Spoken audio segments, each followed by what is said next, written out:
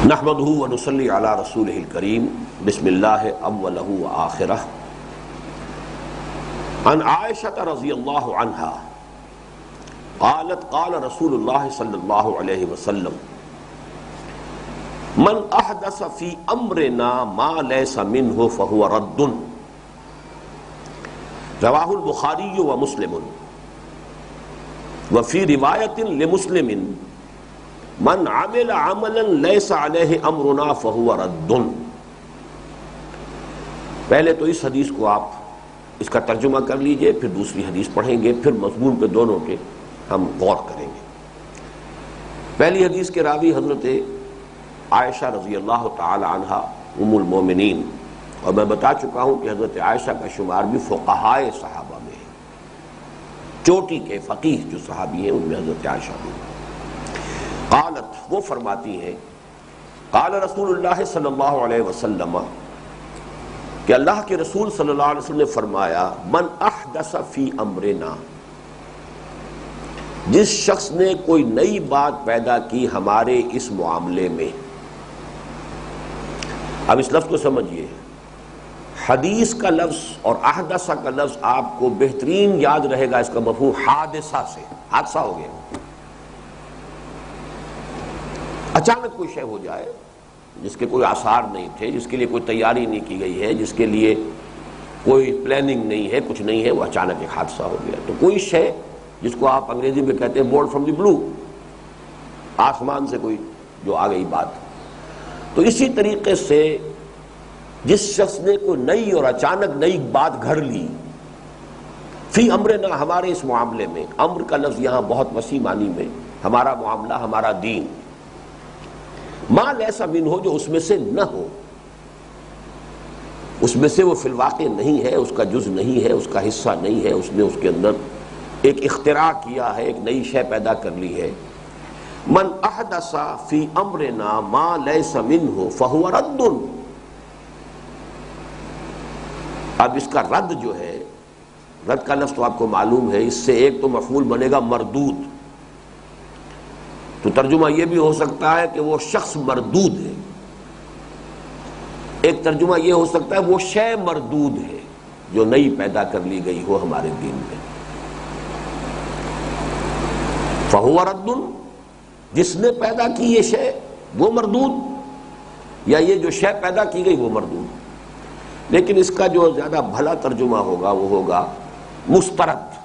مردود کا لفظ چونکہ ہمارے ہاں گالی کے معنی میں استعمال ہوتا ہے، لہذا وہ لفظ ہم استعمال نہ کریں تو بہتر ہے۔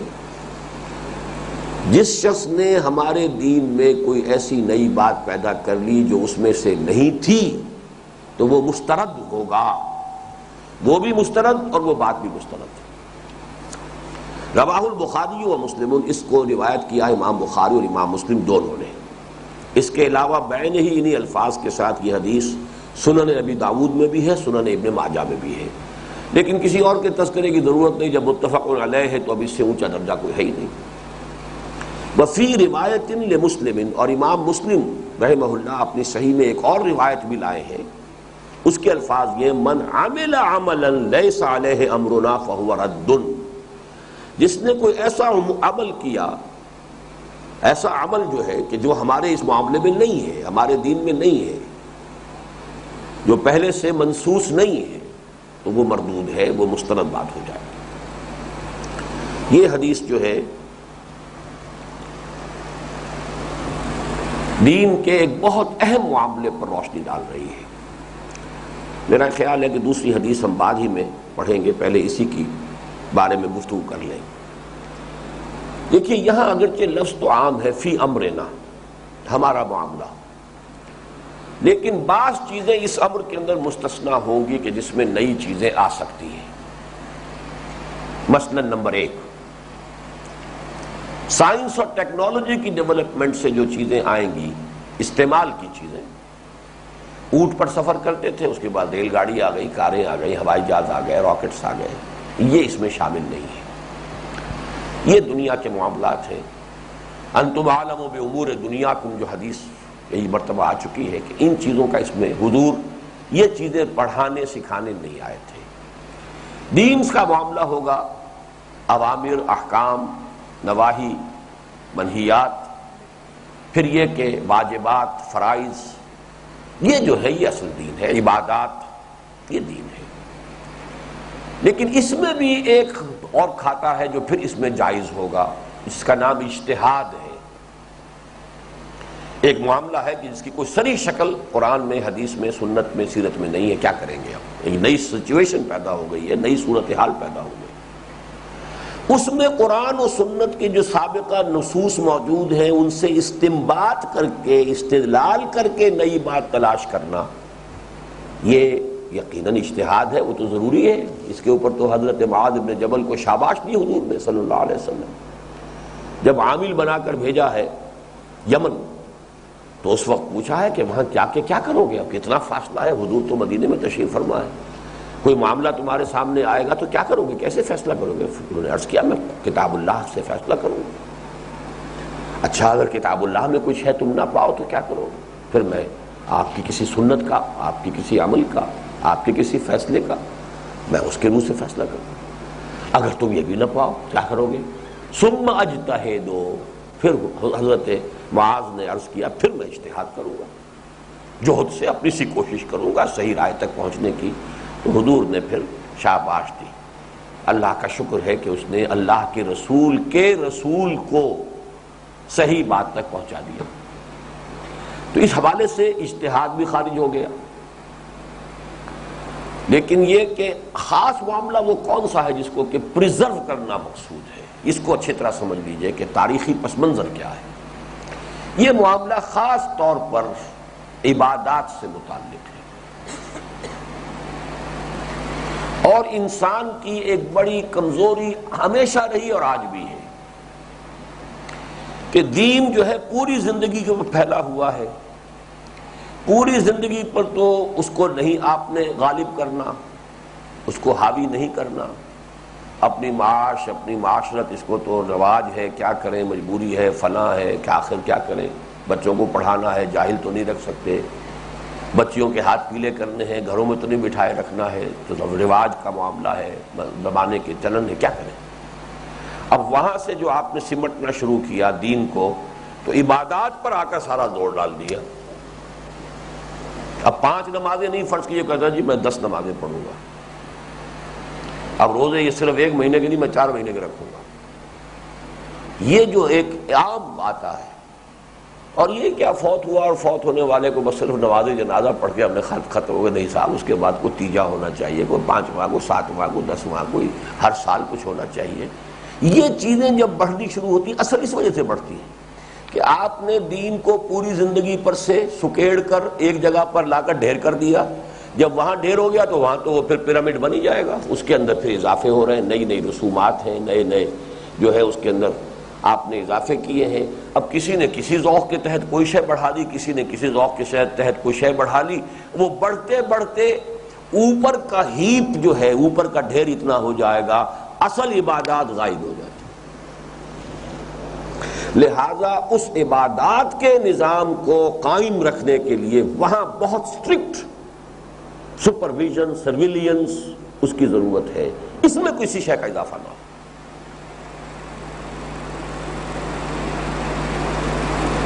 یہ ہے اصل حکمت جو ہے بدعات کی۔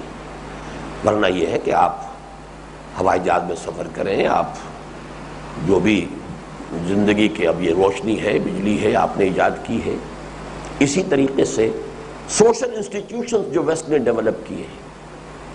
دیکھیے ایک لفظ نوٹ کیجئے، جیسے آپ کہتے ہیں ایئر کرافٹ، ایئر کرافٹ سے مراد کیا ہے؟ ایک مشین ہے جو ہوا میں اڑ سکتی ہے، ایئر کرافٹ۔ اسی طرح کا ایک لفظ ہے اسٹیٹ کرافٹ۔ اسٹیٹ کرافٹ ریاست کو چلانے کی مشین ہے۔ اس مشین کے 3 بڑے بڑے اجزاء ہیں، پلرز ہیں۔ ایگزیکٹو، انتظامیہ، یہ علیحدہ ہے، اور مقننہ، لیجسلیچر، یہ علیحدہ ہے، پھر جوڈیشری، عدلیہ، یہ علیحدہ۔ 3 مین پلرز ہیں۔ یہ انسٹیٹیوشنز علیحدہ علیحدہ ڈیولپ کیے ویسٹ نے۔ تو جو چیزیں دین کے اصولوں کے ساتھ ان میں سے کمپیٹیبل ہوں گی انہیں اختیار کر لیا جائے گا۔ وہاں یہ نہیں دیکھا جائے گا کہ یہ چیز تو خلافت راشدہ میں نہیں تھی، الیکشن اس معنی میں تو نہیں تھا کہ ہر مسلمان کو ووٹ کا حق حاصل ہو. وہاں تو صرف چیفز آف دی ٹرائبز بیٹھتے تھے، یا یہ کہ بدری حضرات بیٹھ گئے، یا یہ کہ مہاجروں انصار قبائل کے جو ہے بڑے بڑے لوگ بیٹھ گئے، بس طے ہو گئے. لیکن یہ کہ نہیں، اب اس کا معاملہ مختلف ہوگا. تو جو انسٹیٹیوشنز ڈیولپ ہوئے وہاں تو جوڈیشری، لیجسلیچر اور ایگزیکٹو تینوں ابتدا میں تو ایک ہی شخص کے ہاتھ میں ہے، ابو بکر کے ہاتھ میں، عمر کے ہاتھ میں سب کچھ ہے. رفتہ رفتہ پھر حضرت عمر کے دور کے بعد سے جوڈیشری علیحدہ ہونی شروع ہوئی ہے. حضرت علی پیش ہوئے ہیں قاضی شرح کی عدالت میں، ان کا اپنا دور خلافت ہے، تو معلوم علیحدہ ہونا شروع ہوئے. لیکن یہ کہ آج جس طریقے سے انسٹیٹیوشنز کو ڈیولپ کیا گیا ہے، چیکس اینڈ بیلنسز کا نظام، اس میں کسی ایک کا دماغ خراب ہو جائے تو اس کا یہ مطلب نہیں کہ وہ پورا نظام جو ہے اس کا تلپٹ ہونے دیا جائے. There must be some checks and balances on him. Give the president the maximum authority. لیکن ایسا نہیں کہ وہ authority tends to corrupt and absolute authority corrupts absolutely. تو جہاں authority کا ارتکاز ہو وہاں زیادہ ضرورت ہے checks and balances کی. لہذا انہوں نے impeachment of the president، یہ اس کا ایک ایسا نظام رکھا ہے خوفناک کہ ذرا سا امکان پیدا ہوا تھا نکسن صاحب بھاگ گئے استعفیٰ دے کر، امپیچ ہو جائیں گے. تو اس لیے یہ انسٹیٹیوشنز بھی اس سے خارج سمجھیے.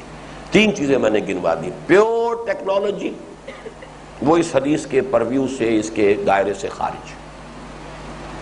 اجتہاد کے مسائل، کوئی نئی شے تو پیدا نہیں کی ہے، لیکن یہ مسئلہ پیدا ہو گیا کہ ایک جگہ ایسی بھی ہے کہ جہاں پر سورج جو ہے وہ 9 مہینے جو ہے وہ غروب نہیں ہو رہا، اور پھر 3 مہینے اس کی شکل نظر نہیں آتی.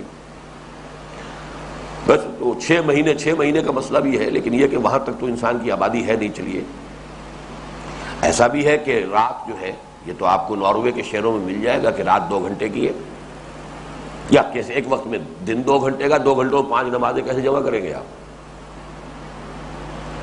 اور باقی 24 گھنٹے خالی نماز. یہ صورتحال ہے کہ اس میں عبادات میں بھی اجتہاد ہو سکتا ہے. نئی عبادت نہیں آپ نے کوئی اس کے اندر جو ہے ایڈ کی ہے، لیکن اس نماز کے اوقات کے سلسلے میں اجتہاد ہو سکتا ہے. اسی طریقے سے معاملات ہیں، معاملات انسانی ہیں، ان کے حوالے سے نئے مسائل پیدا ہو سکتے ہیں. اس زمانے میں فیکٹریز نہیں تھی، انڈسٹریل ریولوشن، یہ تو ابھی 200 سال کی بات ہے، ریولوشن پیدا ہوا، انڈسٹری ہوگی. لیبر اور سرمایہ کا وہ پرابلم تھا ہی نہیں اس وقت جو آج ہے، تو اس کے اندر ہمیں استنباط کرنا ہوگا. تو اجتہاد کا دائرہ خارج، ٹیکنالوجی کا دائرہ خارج، اور نمبر 3 سوشل پولیٹیکل انسٹیٹیوشنز، اس میں یہ دیکھتے ہوئے کہ جو شے کمپیٹیبل ہو اسلام کے اصولوں کے ساتھ اس کو قبول کیا جا سکتا ہے.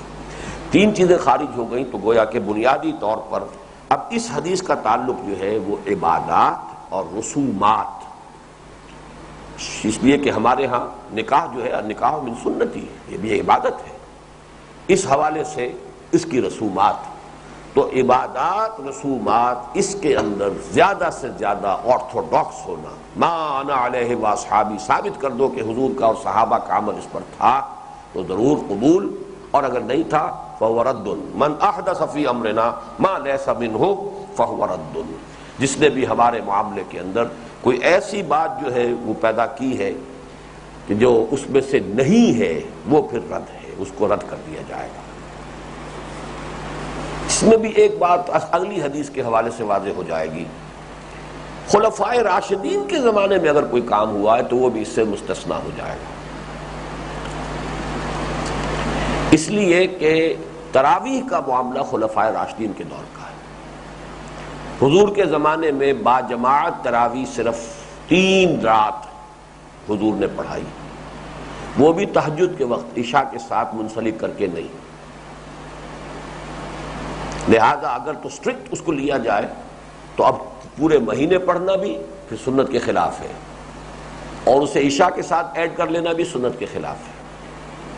لیکن یہاں ہوا یہ ہے کہ حضرت عمر رضی اللہ تعالیٰ عنہ نے جب دیکھا کہ مسجد نبوی میں چھوٹے چھوٹے گروپ بنے ہوئے ہیں، کچھ لوگ ادھر ایک امام کے پیچھے کھڑے، کچھ ادھر کھڑے ہوئے، تو آپ نے کہا کہ اس سے تو بہتر ہے کہ ایک امام کے پیچھے سب جمع ہو جائیں، 20 تراویح پڑھ لیا کریں، اور تاکہ کوئی بھی مسلمان محروم نہ رہے. اب ظاہر بات ہے کہ سب کے لیے تو تہجد جو ہے وہ ممکن نہیں ہے، مشقت کرنے والے لوگ جو ہے ساری دن جنہوں نے دہاڑی کا کام کیا ہو وہ کیسے رات کو، لہذا اگر عشاء کے ساتھ منسلک کر لیا جائے۔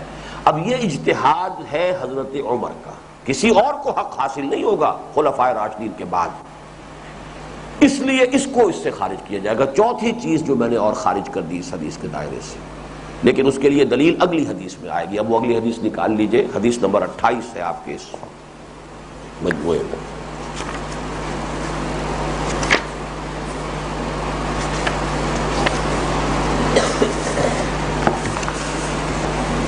عن ابی نجیح العرباض ابن ساریہ رضی اللہ عنہ قال، حضرت عرباض ابن ساریہ جن کی کنیت ابو نجیح ہے ان سے مروی ہے، قال وہ فرماتے ہیں وعظنا رسول اللہ صلی اللہ علیہ وسلم موعظۃ وجلت منها القلوب وذرفت منها العیون۔ ایک مرتبہ حضور صلی اللہ علیہ وسلم نے ہمیں ایسا واعظ ارشاد فرمایا کہ جس سے ہمارے دل دہل گئے، لرز گئے، اور ہماری آنکھوں سے ندیاں آنسوؤں کی بہہ نکلی۔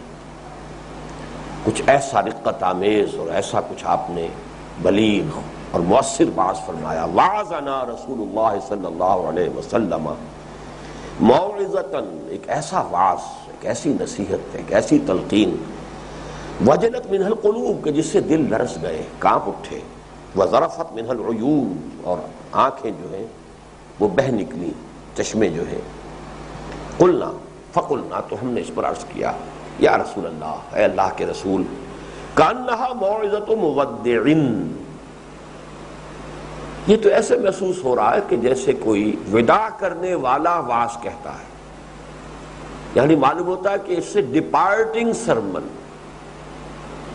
ایسے محسوس ہوتا ہے کہ شاید آپ ہم سے رخصت ہونے والے ہیں، آپ نے جو ہے شاید آخری اس انداز کی بات کہی ہے، لاسٹنگ امپریشن دینے کے لیے۔ مودع، وداع کرنے والا، تو جو شخص وداع کر رہا ہوتا ہے رخصت کا، اچھا بھی جاؤ، اور جاتے ہوئے پھر دعا دیتا ہے اللہ حافظ ہو، اللہ خیر رکھے، معلوم ایسا ہوتا ہے کہ آپ تو ہمیں رخصت کرنے والے کے انداز میں اس وقت آپ نے یہ واعظ فرمایا ہے۔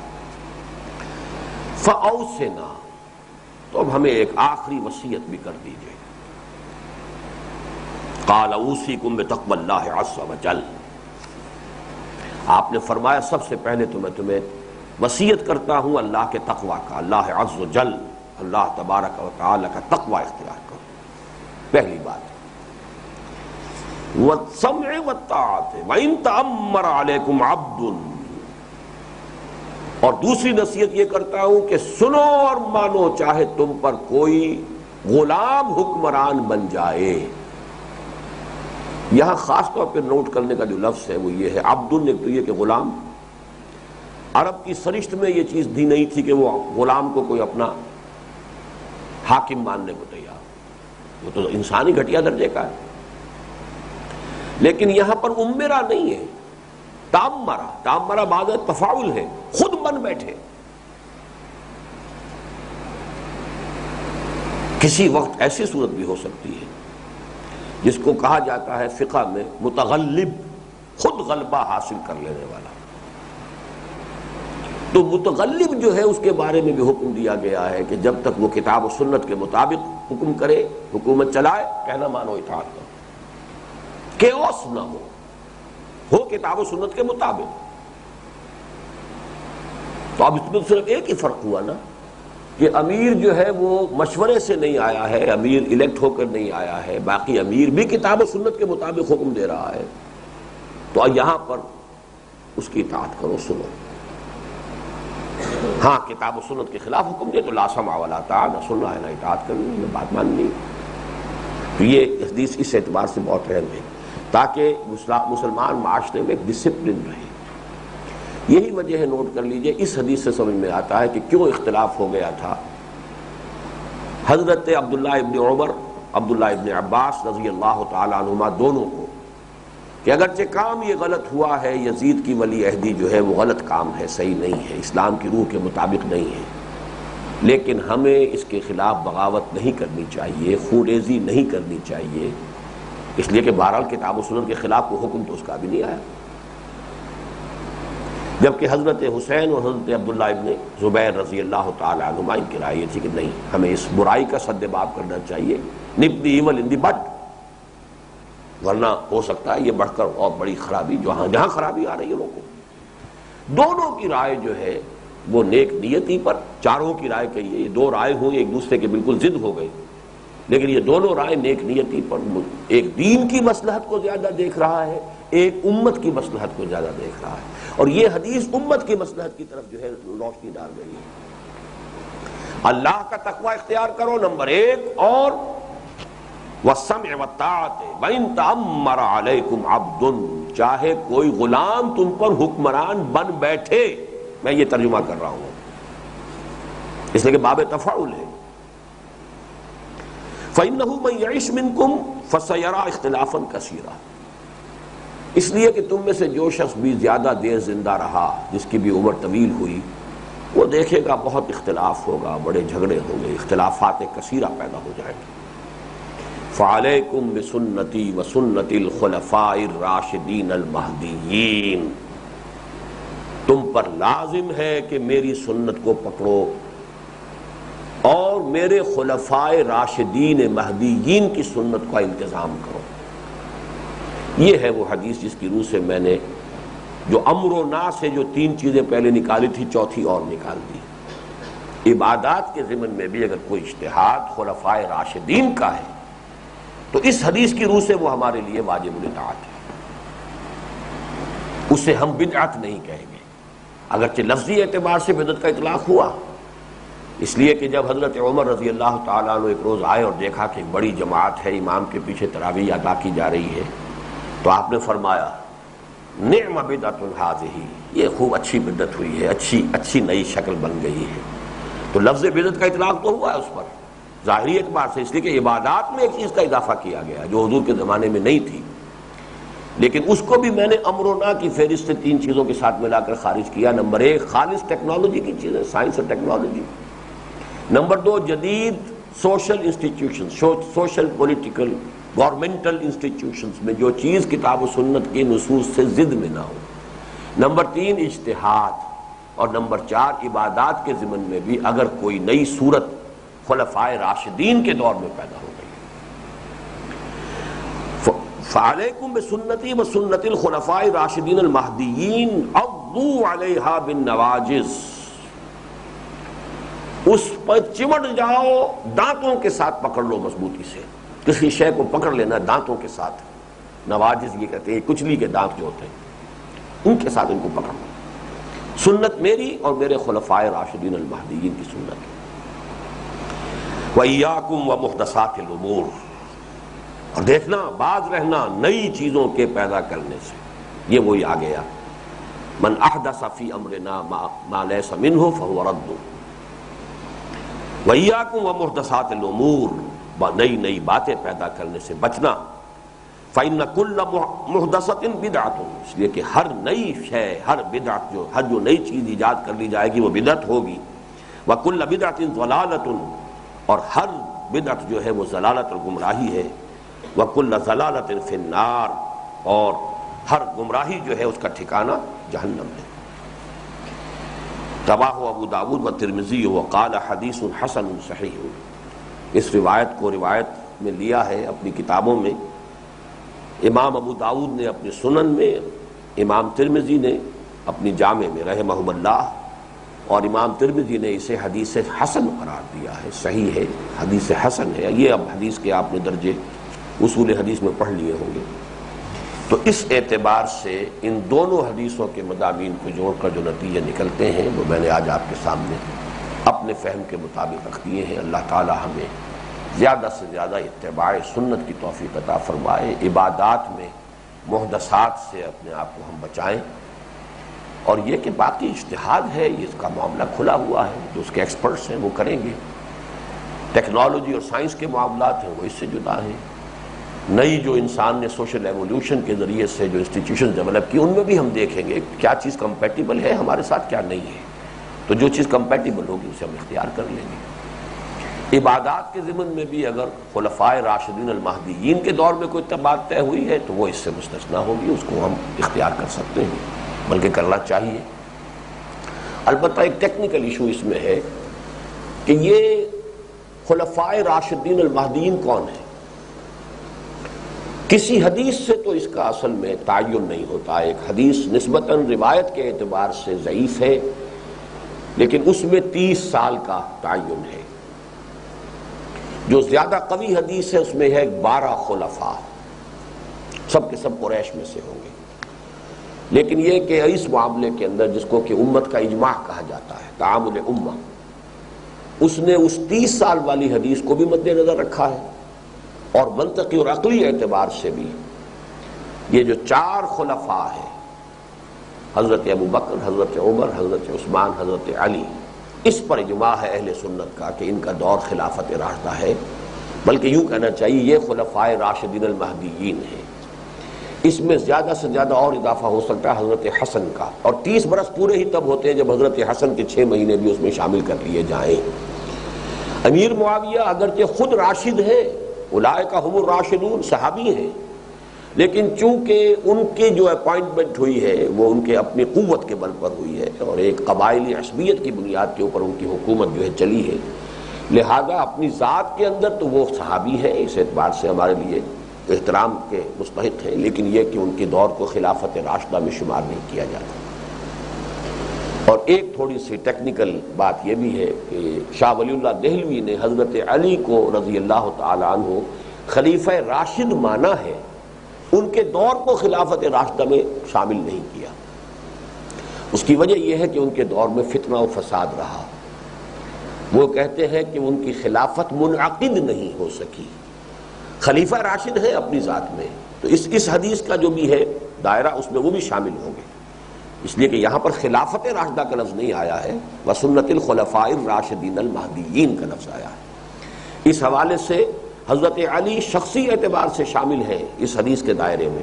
لیکن شاہ ولی اللہ کی ایک رائے ہے، علیحدہ رائے ہے، شاذ رائے ہے ان کی، لیکن مجھے ان کی رائے سے اتفاق ہے کہ ان کا دور خلافت راشدہ میں شامل نہیں کیا جائے گا. ٹیکنیکلی اس بنیاد پر کہ ان کے دور میں عالم اسلام بٹا رہا ہے، وہ ایک ملک ایک حکومت کے تحت نہیں آ سکا.